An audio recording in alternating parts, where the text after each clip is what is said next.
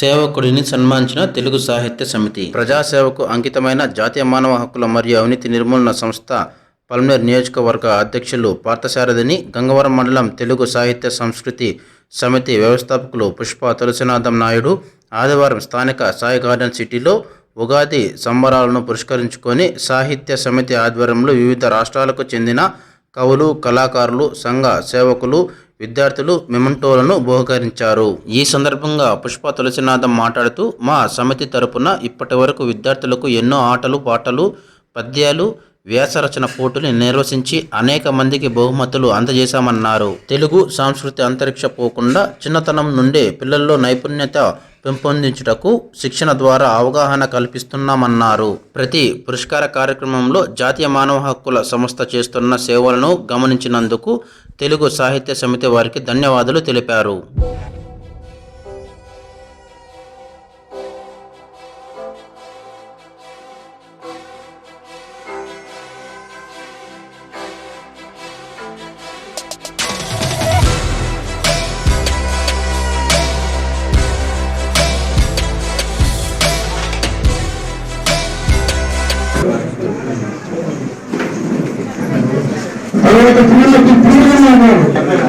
పార్థసారథి వారి మిత్రులు కూడా విషయాలతో దక్కిస్తున్నారు. వాళ్ళందరికీ కూడా కృతజ్ఞతలు.